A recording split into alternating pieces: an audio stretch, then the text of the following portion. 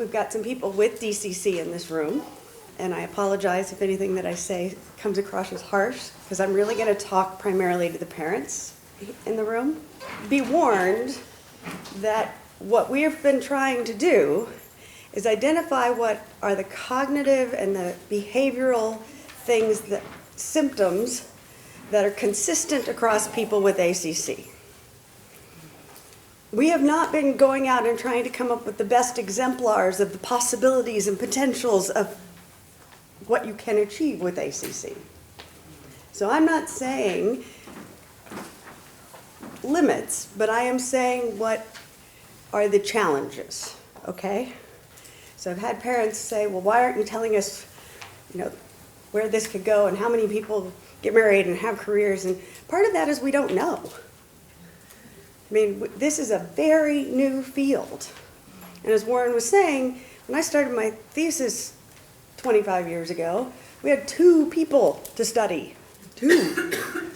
Last summer, at our DCC conference, we had over 70 adults with DCC. We launched a study and we got 40 new enrollees like that. We're going to continue to have a lot of advancement in this field, but we're working with what we've got so far. And our focus has been to understand, now I'm going to say this again, what cognitive and social symptoms come from having ACC.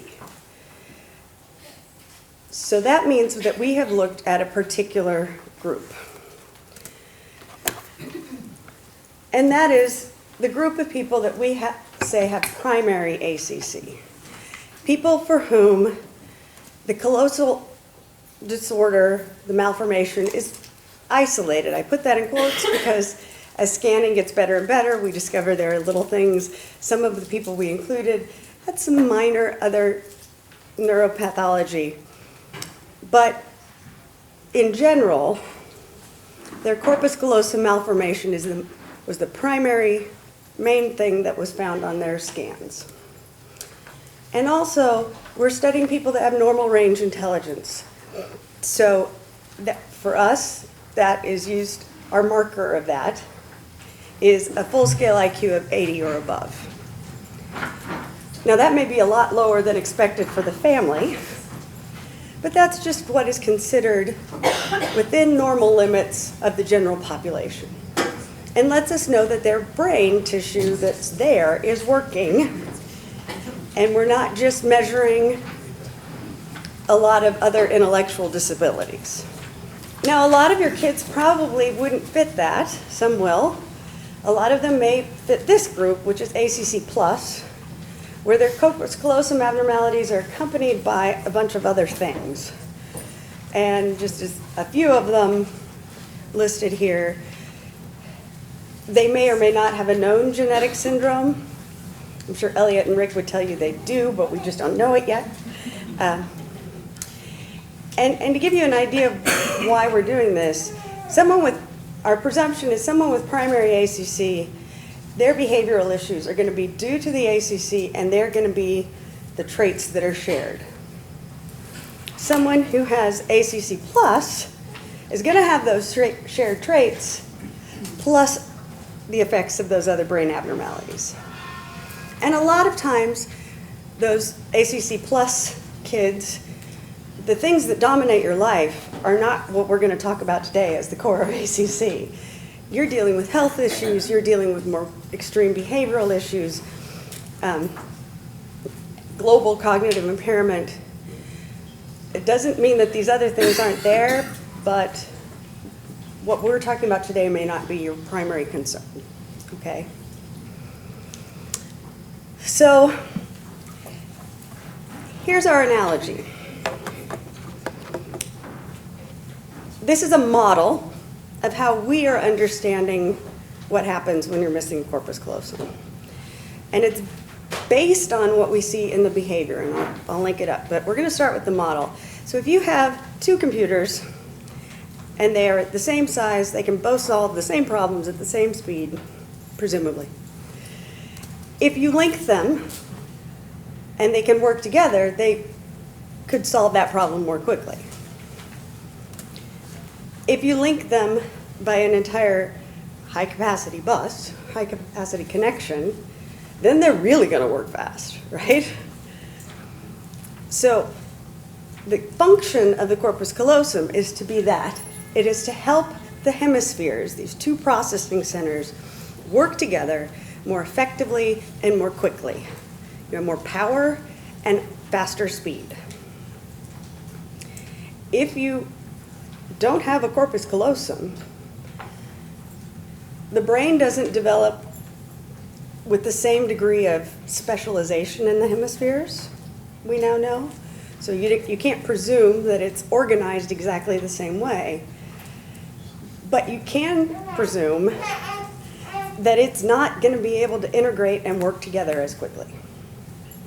So the other model is what I was just mentioning. We have this idea, and it's not just an idea, it's based on great research by Roger Sperry and Michael Gazzaniga and Joseph Bogan, some of my predecessors at Caltech, that looked at when you cut the corpus callosum in adults, what can they do? And that's where we learned, you've all heard that language is in the left hemisphere and emotions are in the right. Yeah, not quite so simple, but to some degree that captures it. And yes, for most people, language generation is a lot in the left. Now the thing I'm not going to bother showing you today, but just trust me, is some of the functional imaging data that we have now and some of the work that Elliot has done has shown us that while motor skills are normally lateralized, something like language isn't in ACC. So to focus too much on this part of the brain's processing this and this part's processing this and they're not working together and they're not, that may not be the best paradigm. We're not sure yet. We haven't totally written it off, but it may not be. So I want to focus more, and I think the thing we can be more sure about is that first, if you don't have a corpus callosum, you're not going to be able to have information go back and forth between the hemispheres as effectively. Seems fairly obvious. It is not as diminished as if you cut it. Your brain compensates quite a bit, but it's not nearly as good as somebody who was born with a corpus callosum, right? So there's a limitation in that. And really even, like I said, there's lateralization, but the integration. So we did a task, you know the Etch-a-Sketch? We did a test, and Warren will talk about this, where they had to do Etch-a-Sketch lines. You have to coordinate your two hands. Not as good. If you're learning something new, you're going to use all of the resources available. So when a child is learning to read, if you look at their brain, they're using a lot more of their brain working together to read than if you scan one of us as an adult and you get this much smaller area that's now mastered it, it handles it, it's simplified. So whatever is new, whatever new task you're learning, requires a lot more of the brain working together. And we just established that that doesn't work as well. So a lot of times kids with ACC will look learning delayed, may even get a diagnosis of a learning disability, but then master that skill. So one of our two young men that was at the beginning, a part of our initial study, was diagnosed because he was in a dyslexia study at UCLA. And they did scanning. And he happened to kind of continue to have some reading issues, but he certainly didn't have classic dyslexia. He was delayed in learning to read and then mastered it. Now, there were other issues about reading, but in general, that's part of what you may see, is that sense that they are just lagging behind on a lot of things. And it takes more time to learn it. Now, here's the one I was building up to so effectively earlier. Slow processing speed. If the brain is not working all together, you're gonna not work as fast. And we'll talk about this over and over again because it has huge implications.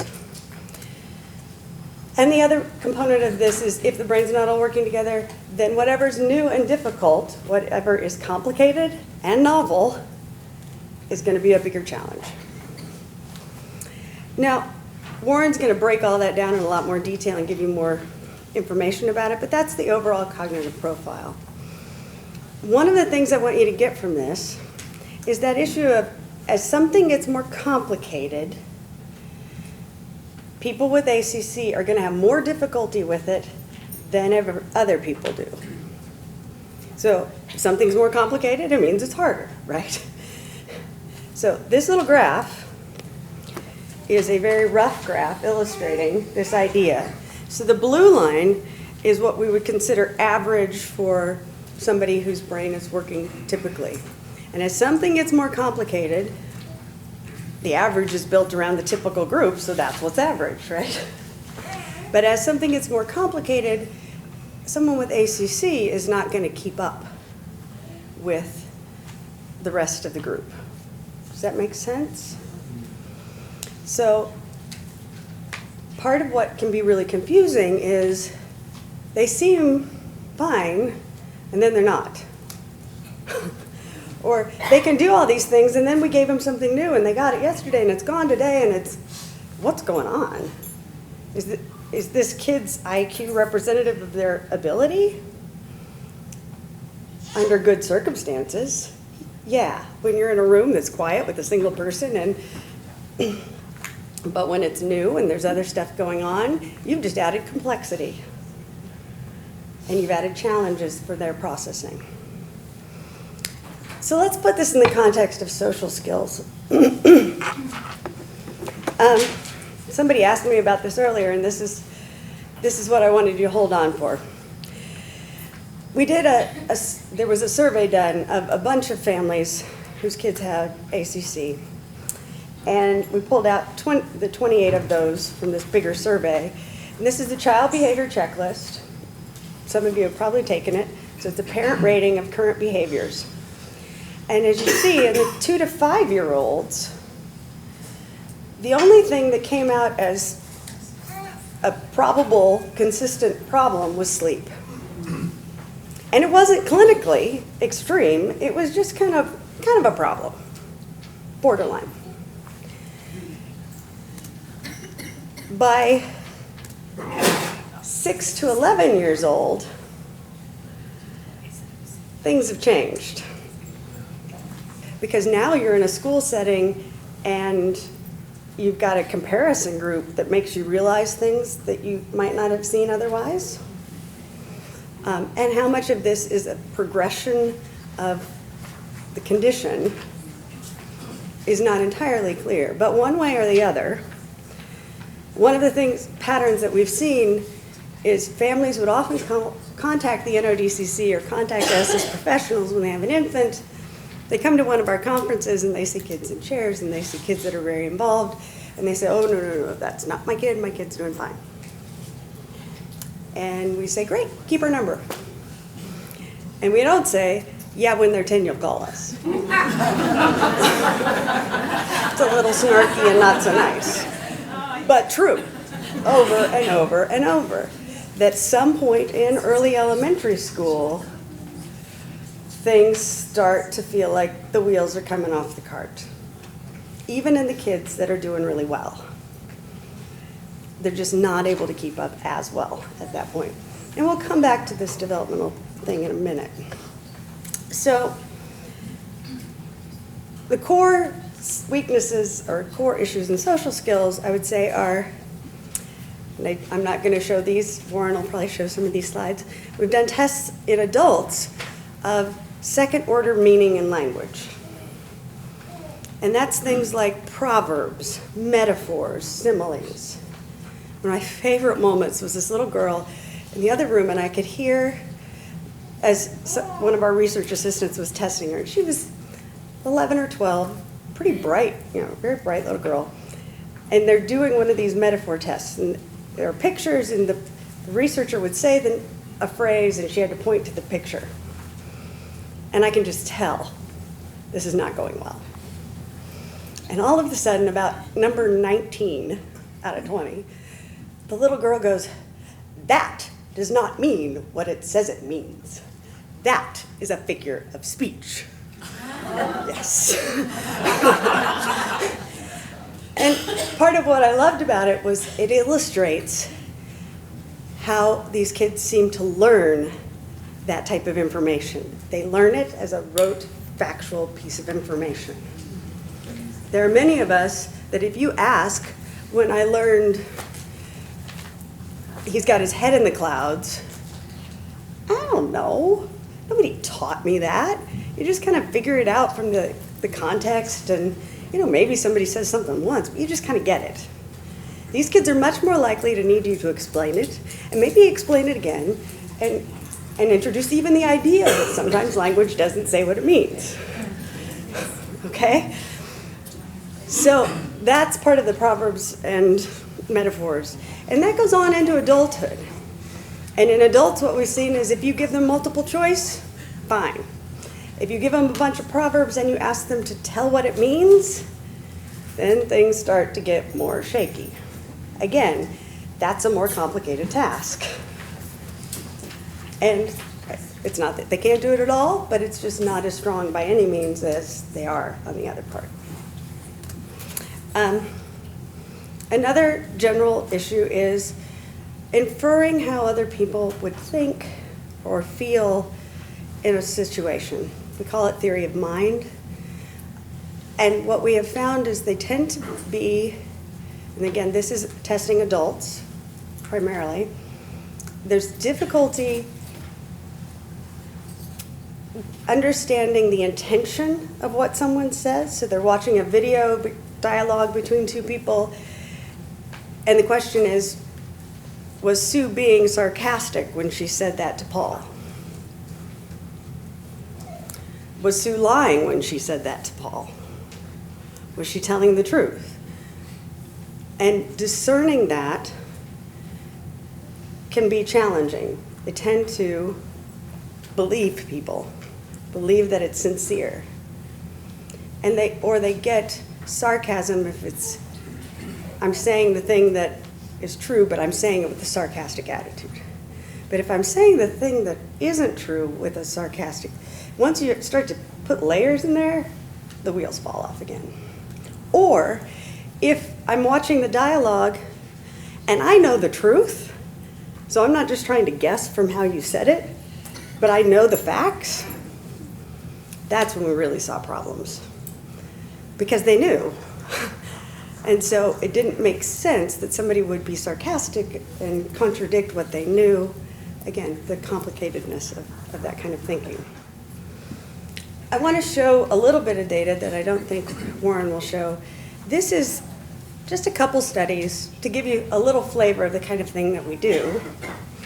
This is a study that was done at Caltech with one of Warren's students from Fuller. And it's a study that's been done a lot, or been done previously with adults with autism. And what they're doing is seeing these standard faces, and they have to figure out the emotion. And as you'll see here,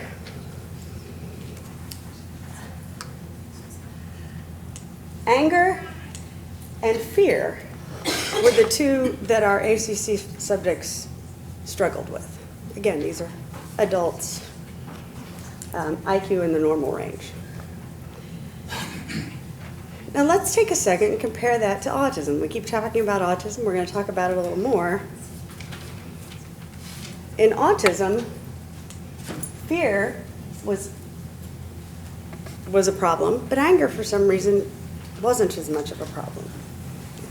Can I just add, not this particular one, but the Aaron Cohen's reading the eye, mind of the eyes one. As an autistic person and knowing a lot of other autistic people, the most common comment about those is there aren't responses that make any sense. And so it's a matter of trying to pick the least worst option. So often you like. So this is a very simplistic, thank you. This is a very simplistic task. It's only 7 emotions. The paradigm you're referring to are just showing the eyes, not the whole face, and asking things like compassion, flirtation, I mean, complicated emotions. And there isn't a right. It's what most people say, and it is a really hard task. And that is definitely something that our adults with ACC had trouble with, pretty much across the board. So to take it a step further, while we were having them look at these faces, we had them we were tracking where they looked. So in a typical matched control, same age, same IQ, the red indicates the place where they spent the most time looking. Clearly looking at the eyes, because you get a lot of information there. I'm not sure you get as much information from the nose. And that seemed to be part of what happened. They just kind of stuck. They started there and they just didn't really scan the face very much. In control, or in individuals with autism, they're more likely to look at the mouth because they're trying to get information. We didn't find that in our group, but we definitely found that they did not look at the eyes as much as controls. So I just want you to hold on to that little bit of information because we'll come back to it in a minute. So when we think about the weakness in social skills, we had these first two, and now we've got an example of difficulty seeing or figuring out emotions and facial expressions. There's also a study that we did ages ago, this was part of my thesis, looking at their ability to, adults with ACC, and their ability to recognize emotion from vocal inflection. So it's a simple like, the cat went out the door, and it would be, the cat went out the door, or the cat went out the door. You know, nothing about the content is meaningful. It's all about how was it said and what was the emotion behind it. And that, we found impairment. And again, anger, I believe, and maybe fear were also hard to discern.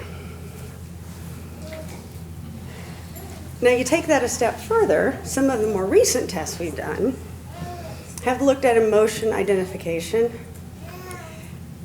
and not found as much of a clear difference.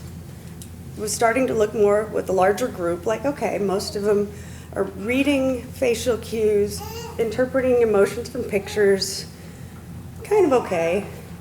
We took it another step and have them imagine how that emotion would lead to another emotion, or how a situation would result in an emotion, or how you might have more than one emotion at the same time. Then things really started to become more problematic. So strategizing, thinking through, how would you avoid the next feeling? Those were more challenging, even in those that did well on identifying the emotion. Okay. And another area that we found some struggles with is imagining the possible social and emotional consequences when you're making a decision or in any circumstance. But this is a test where you give a scenario about being late for dinner versus stopping at a site where somebody's in a car accident. And the question is, what would you be thinking? And you want to find out, can they think through the options and the way how being late for dinner is going to affect somebody, the car accident, my feelings. And what typically we found in the adults with ACC was they would tell us what they would do, but could not explain or really unpack the issues of how to think about it. So it was kind of like, well, this is what's the right thing to do. Done. So those nuances, and all of this goes to the complexity of higher level social processing. So we have a bunch of other studies, but those are some of the core features. Now I want to focus on some things that I think are going to be really useful for you in understanding diagnosis and how to think about your kid's behavior, okay? So yesterday I said in our opening session that agenesis of the corpus callosum is a structural abnormality. It is a physical diagnosis. You can diagnose it one way, by a brain scan. Different types of brain scans, but you have to see it. It's the only way to know. Psychiatric diagnoses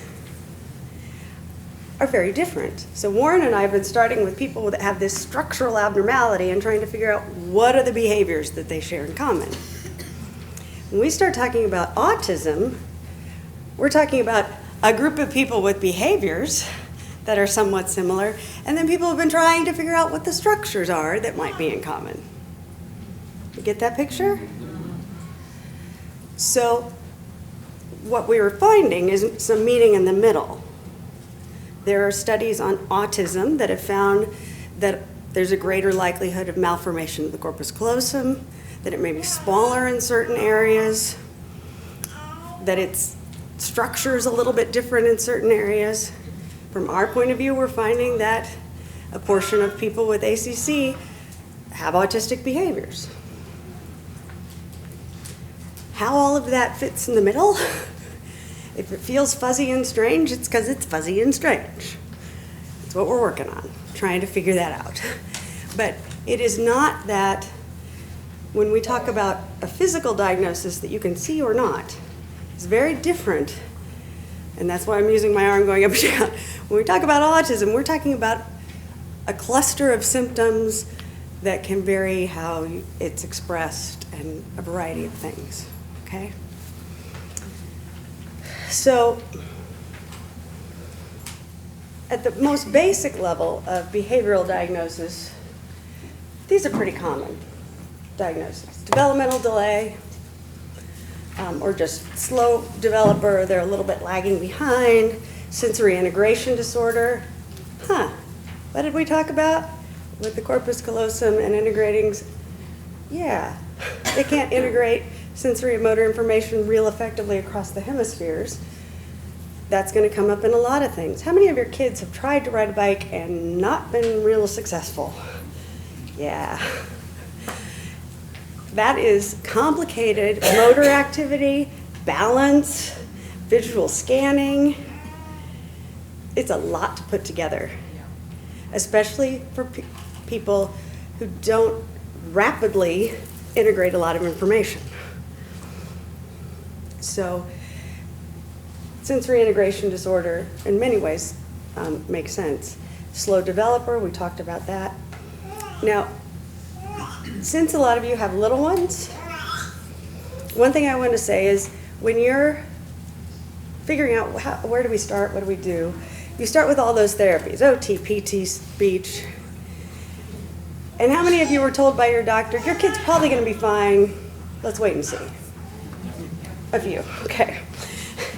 And so what do we do with typical kids? We wait and see. I mean, unless they really start to fall behind, you presume they'll catch up. My nephews were twins. One developed gross motor faster, the other developed fine motor faster. Give them another 6 months and they're both able to do it. We develop at different rates. If you have a child with a known brain abnormality, don't just hang around and wait and see. This is what we're working on. The child's trying to learn to walk. You know, don't smother them, but give them support. So you want to be present and providing help, and you want them to learn those basic skills as well as they can. Because going back to what I said about slow learning, you want those things to become automatic so they don't have to think about it. And the more they master basic skills, the more automatic they become, the more the brain has bandwidth or room to think about whatever is new. So one step at a time, really get it, is one of my recommendations. Now mind you, this is just from meeting a lot of families. This is not some kind of double-blind study, okay? It's just kind of logic.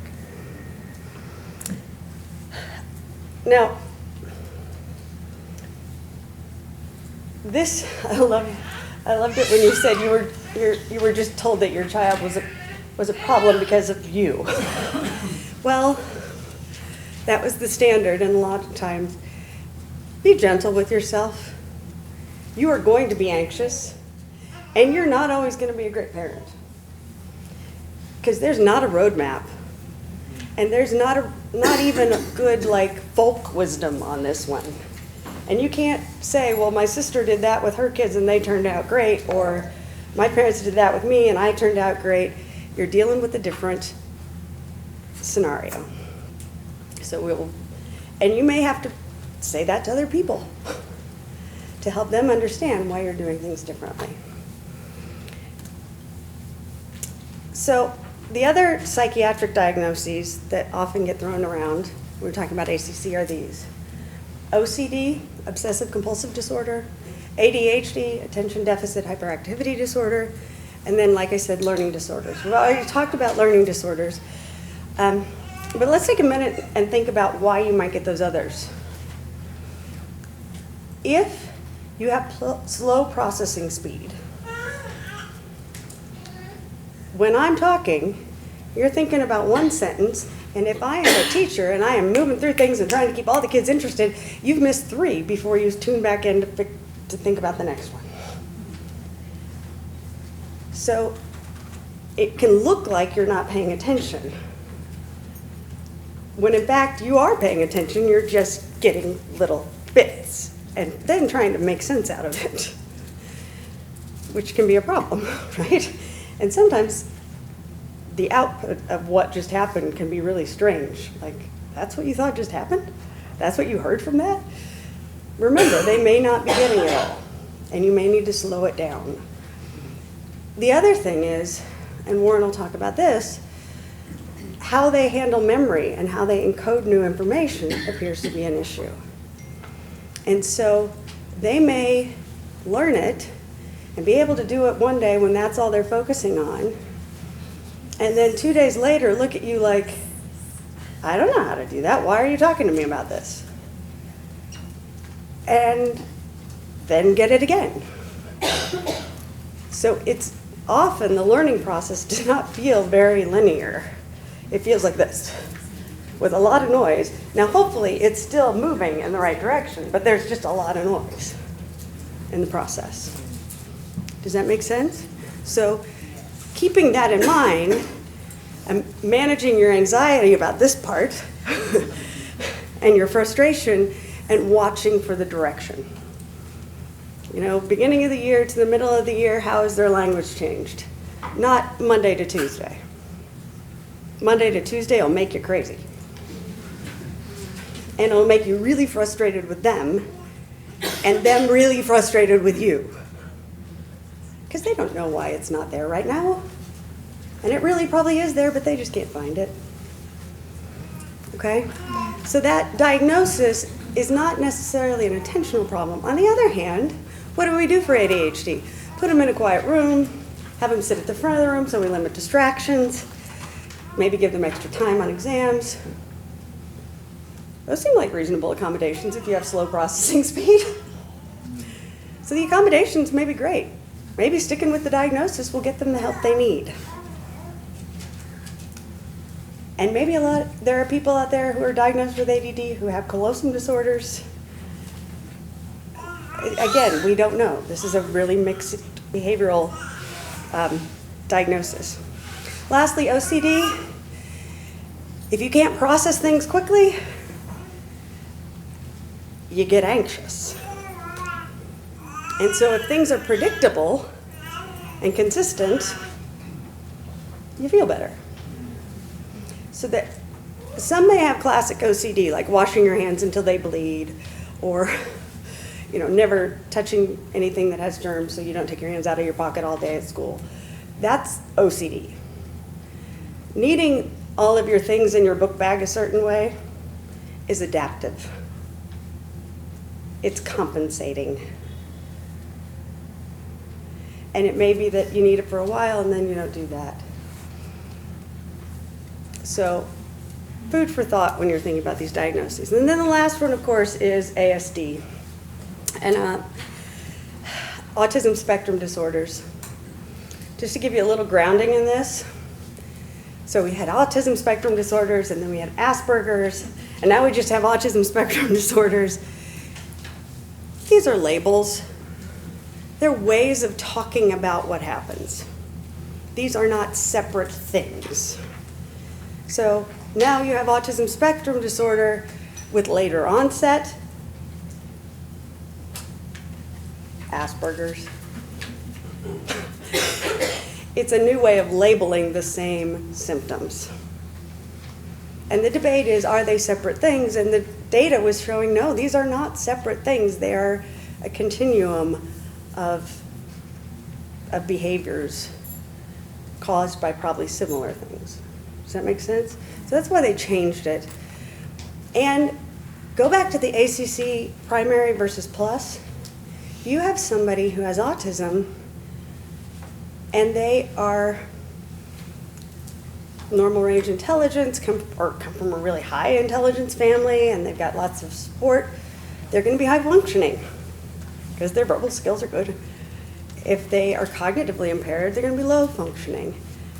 The autism symptoms may be somewhat similar across that range. Okay. And again, if it gets the kid the help they need, great. But let me give you a little data here. So one of the things that we did was do the Autism Diagnostic Observation Schedule, which is a standardized instrument that takes a ton of time to learn to administer because you're rating people's behavior. We did it in a bunch of adults, and these results show the people with ACC who met criteria for an autism diagnosis, the ones who didn't meet criteria for an autism diagnosis, and a matched group of adults with autism and no corpus callosum malformation. Blue indicates that there at least was some autism symptoms. Red is a clear diagnosis of autism, so above that. So these folks are above the blue line. This group that didn't meet criteria, you still have a group that had some of those symptoms. And these are the communication symptoms over here, and the social symptoms didn't come out quite as much. I'm not sure what to do with that. I wouldn't make a big deal of it. The point being that about a third of our group as adults met criteria and looked like they would meet for an autism diagnosis. What I found really interesting is when we went back and asked the parents about their childhood behavior, I think there were only 2 out of these 8 that had autism symptoms before age 5 or significant. Now remember that child behavior checklist? Maybe those symptoms aren't showing up before age 5. Maybe you can keep up until then. So another thing that we know, and this is part of your model, is that the corpus callosum develops before birth, right? If you don't have those nerve fibers crossing through the gap between the hemispheres at birth, before birth, you're not going to get them. And sticking nerve fibers in there is just going to create havoc because the system's already developed. So you got what you got. Then over those first few years, those fibers start to refine, some of them disappear, some of them get more organized and start to work together better. And so the first 3 years, look at kids, they learn a lot. It's amazing how much happens, right? And you can see that in brain development. Now they continue, and through elementary school, they're gathering information and they're progressing, not nearly the speed at which they did when they were little. But then what happens around 10, 11, 12 years old? Puberty, right? And puberty drives social interest, so that may influence this. But also, you have this change in how they're thinking to more abstract thought. It's not just I'm gathering information, but now I'm starting to think about social studies and history and science and things that have ideas that carry from time to time and generalize, and kids can start to do that at a much more complex level. They also start doing, I think she likes you, but it's because he said that oh my goodness. And it just grows from there. Like, how many layers of theory of mind can we have in junior high? Of course, they're not accurate, but. So, one of the things that we know is that at that time, you have this big behavioral change. We also know that at that time, there's a transition in the corpus callosum.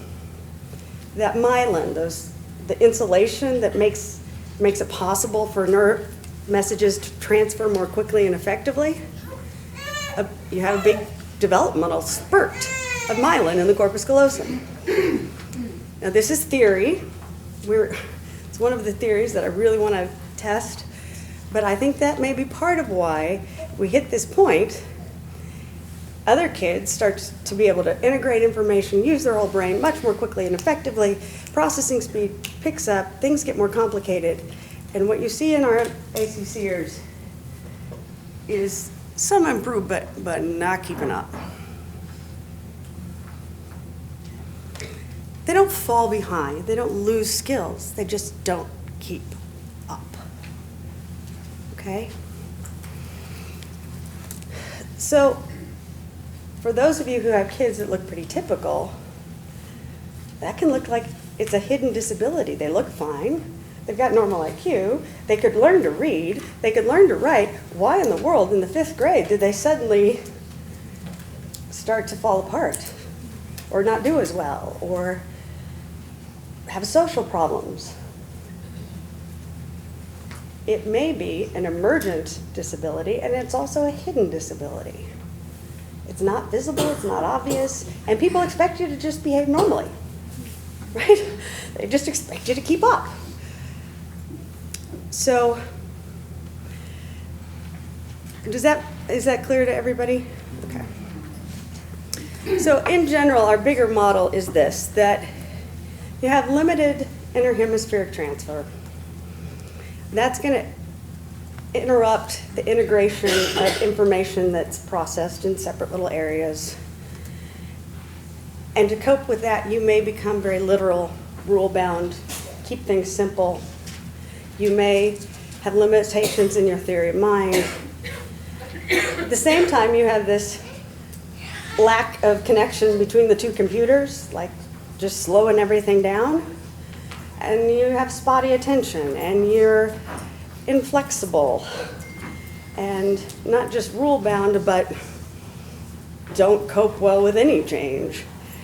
And so as a consequence, in the broader scale, there's difficulties in social judgment, tendency to be naive, because I can't read into what you're thinking.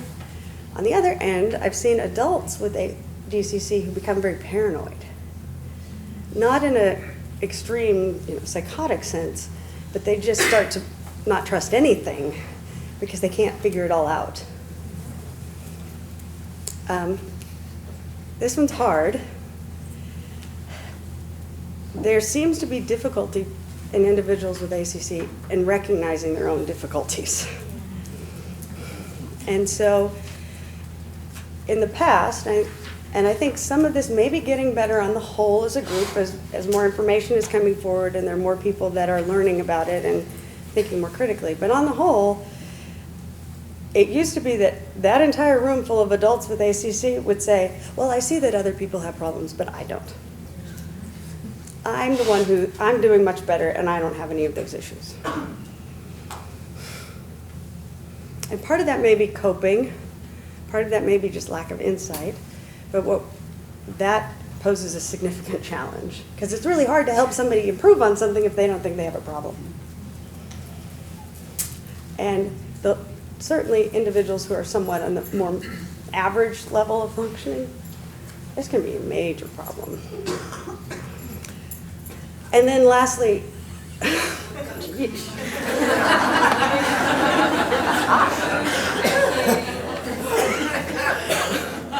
emotional volatility. that if this, I don't have a good slide for this, so forgive me. Several of you who met with me yesterday know where I'm going with this. That if your brain is working overtime to keep up with the processing load of everybody else, you're going to be tired.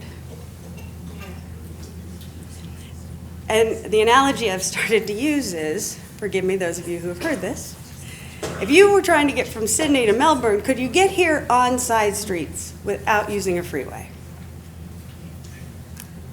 Probably. There's got to be a route to do that. If you and somebody else started and they took the freeway and you had to take those side streets, who's going to get there first? That's obvious. And who is going to be more tired when they get there to Melbourne? The one who had to take the country roads, who had to stop for cows, who had to stop at stoplights, who had to go through weird little towns, and that meandering route is tiresome. If you don't have a corpus callosum, your brain is having to do that all the time. It's using alternate routes to do as, and I don't mean big alternate pathways, but it's using different associative networks. It's trying to do as much as everybody else is doing without the freeway. And so one of the things I said yesterday to the adult group, and this is probably the one that was the most unanimously responded to, was a lot of people through the course of the day, you feel your energy start to trail off. Most of your kids get home from school and they're kind of, maybe a snack and they can do homework. People with ACC kind of go like this. They can go from, I'm kind of holding it together and I'm working, to, I'm done. Yeah. And when they're saying I'm done, that doesn't mean I'm just being resistant and I really have a little more energy in there, so just push me harder. They mean no. They mean if you start pushing me, I am going to scream and yell and curse at you, or I'm going to starfish on the floor and act like I'm dead. No. Got it? I've seen kids just throw their head on the desk in the middle of the task. I'm tired. 2 seconds ago you were laughing. How did we get here? What they're saying is, I have reached my ability to compensate and to cope. Or maybe I got this far and I see there's all that in front of me and I'm just... So in an academic setting, to take a kid's paper and cover up the bottom half and say, no, just do this one. Just do this one. Helping them manage the anxiety, manage the fear of what's coming. Might give them a little more endurance. On the other hand, and this is, I talk about this with the kids and the adults with DCC, don't mess with this. Don't use it as a manipulative thing. But if you're done, and you know you're done, communicate it and take care of yourself.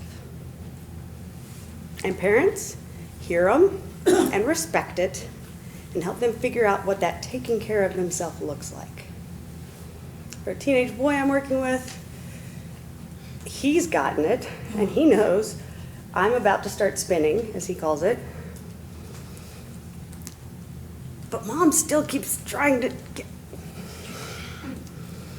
And then they have a lot of conflict. If he goes to his room for 10 minutes and chills out and gets away from her and thinks about what he has to do and starts doing it on his own, he can get more done.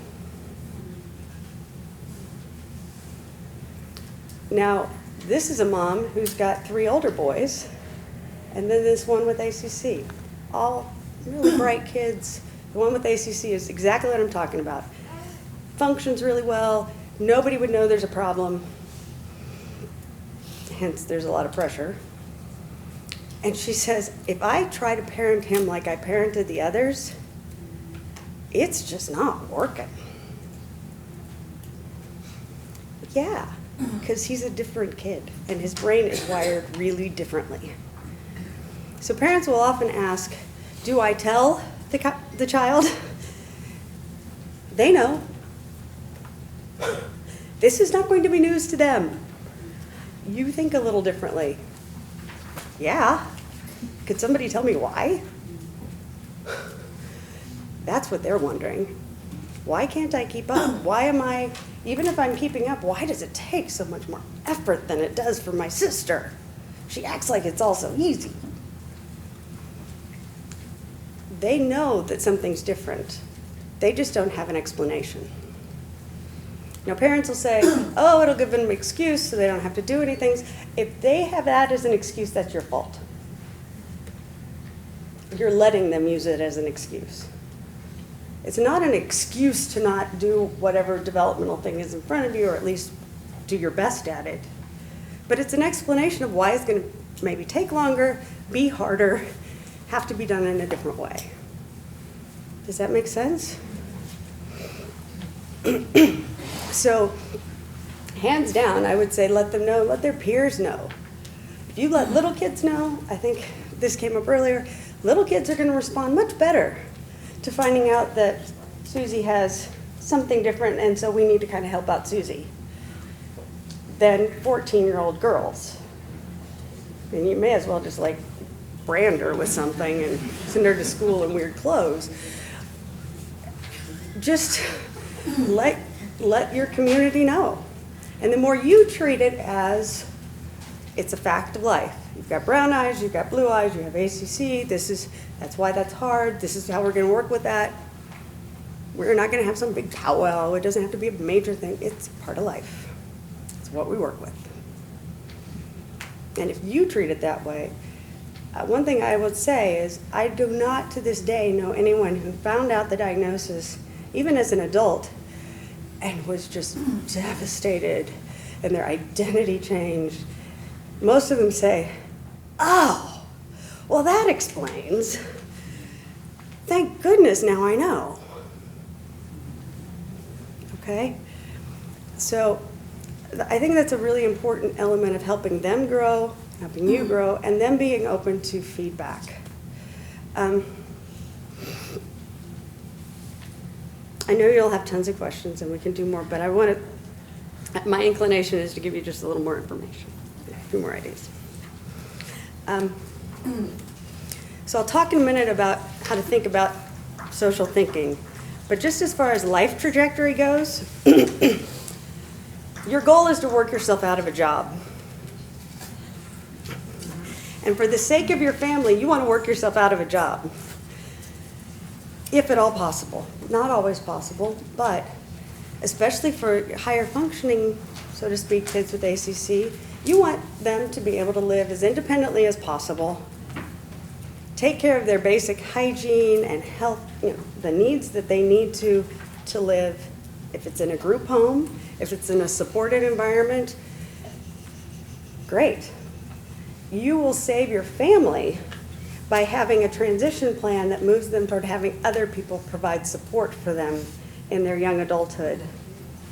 And you not trying to continue to provide that support when they're 18 and say, well, I'm 18 and you can't tell me what to do. Or I'm 21 and all my friends are doing this.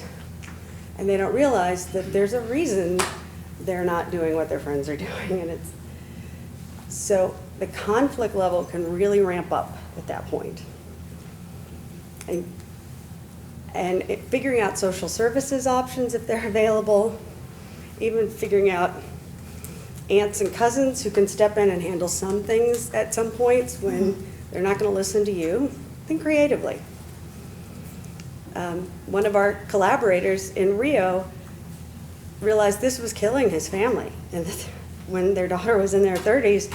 And so they started figuring out how to make co-op living situations for adults with disabilities so that she could live in an supportive environment and their family could start to live like a family. So, food for thought. All right, last thing here. Just a simple paradigm to think about how we think and social things. So let's say that something emotional happens. We perceive it. We perceive the sounds, we see the face, and we respond. Now sometimes it feels like about that, right? Like something happened and there was a response. But there are steps going on in the brain. There's the perception, there's the paying attention to it, generating a response. How do we think about emotions. It's the same kind of steps. Something happens, you perceive it. You also determine to pay attention to it. I'm going to pay attention to that a lot. I'm going to pay attention to it a little. You start to reason about it. Has that ever happened before? Is this a big deal? Do I need to be scared? You also are aware of how you feel. Like, do I have butterflies in my stomach? Am I nauseous about this? And then you're putting all of those things together to make a plan about what you'll do.